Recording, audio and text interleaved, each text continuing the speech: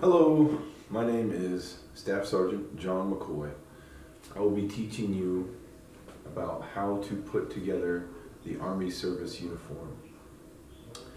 There are many different components of the Army Service Uniform, so without further ado, let's get into them. I'm an infantryman, and I like to start by putting my blue cord on.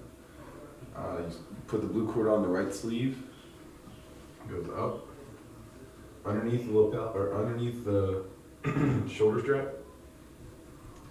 buttons onto the button,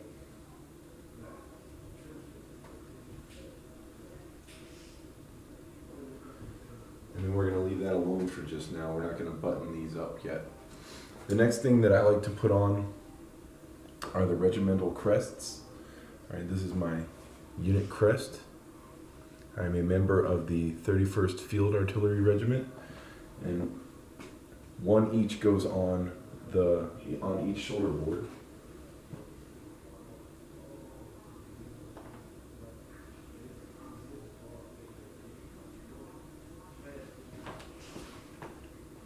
They are centered from the button to the edge of the shoulder, and they are centered from the front to the back.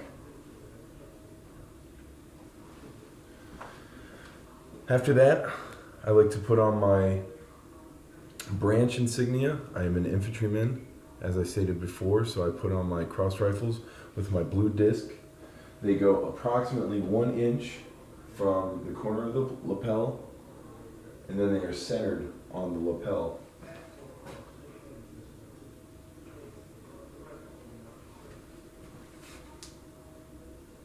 The crossed rifles are placed in such a way so that they are parallel on each edge of the lapel, or as parallel as possible.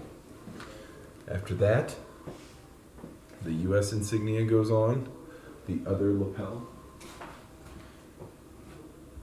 These measurements are from the edge of the disc, not the blue.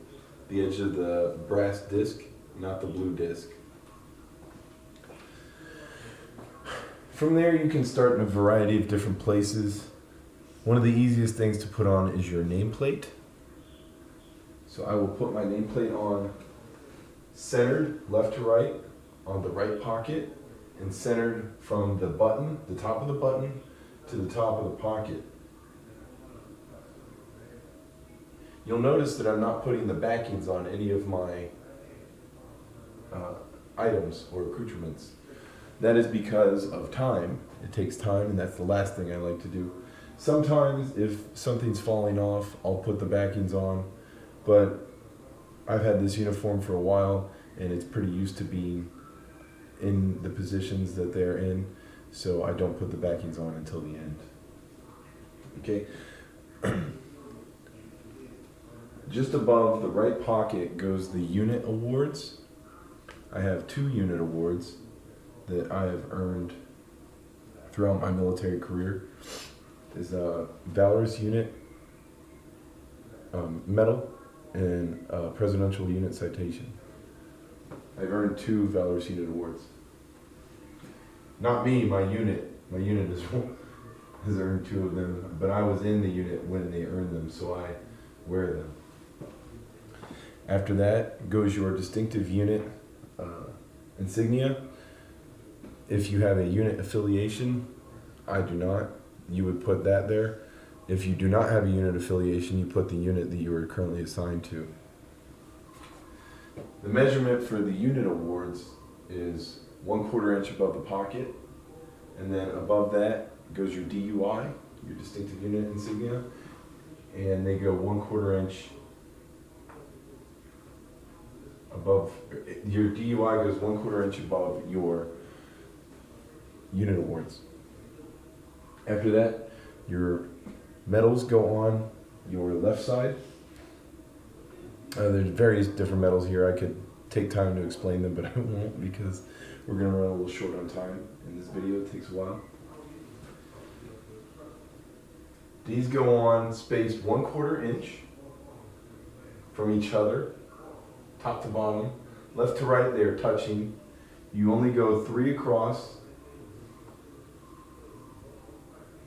You may go 4 across, but I don't have enough awards to go 4 across, so I go 3 across.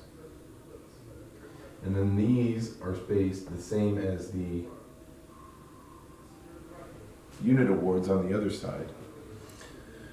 Above that, I will put my CIB, which is a Class 1 award. It goes above all other awards. And remember earlier when I said that some awards like to fall off, I will put my backings on my individual awards so that they don't fall off while I'm making this video. So I put my CIB on above my individual awards, and it goes, you guessed it, 1/4 inch and centered. Now, you can offset the CIB and the individual awards, but I don't have the proper rack for that. And when I wear it, my jacket anyway, you can see all my achievements. Next, you put on qualification badges and your qualification badges. They go on the pocket, centered, and with 1 space in between each of them, or 1 inch in between each of them.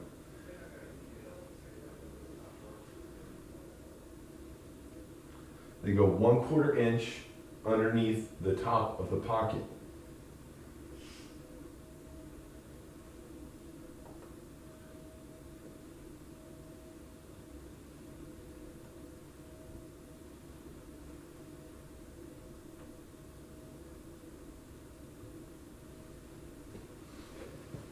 Okay. After that, I'm going to put on my combat patch. If I had my drill sergeant badge, it would go on the right pocket, and my combat patch would go on the left pocket. However, I have not been awarded my drill sergeant badge or my recruiting badge yet. So I will put my combat badge on, or my combat patch on my right pocket flap centered. And this identifies which unit I served with in combat, which is the 10th Mountain Division.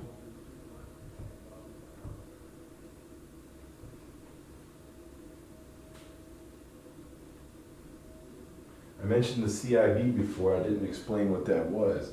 It's the Combat Infantryman's Badge. I earned that as a young soldier fighting in Afghanistan. Okay, so my uniform is generally together. At this point in time, I would put on my backings. But to finish, I would like to show you how to tie a double Windsor. This is the required knot by the U.S. Army. Okay, so you take your tie, and the Army requires that your tie be no more than 1 inch above your belt buckle and no more than 1 inch below your belt buckle. So the good spot to have it is right there at the belt buckle. So in order to do that, you have to have proper length. So I start here with the short side on my right and the long side on my left. Take the long side, and that's going to be your working end. Bring the long side over top of the short side. Pull it up through on your right. Bring it behind the short side. Pull it up through on the left. Then you bring it on top, and this is going to be your securing knot. Okay, securing knot. As you saw that we went over on one side and over on the other side, that is the double part of the double Windsor. So then we bring our securing knot over, I hold a spacer in, I bring it up, and I stuff it, and I dress it.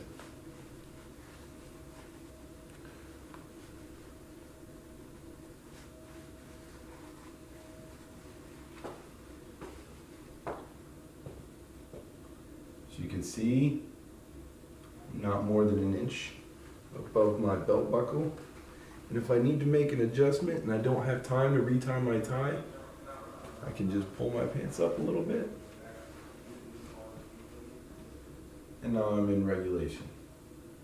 Thank you. And I hope everybody learned something about putting together the Army service uniform.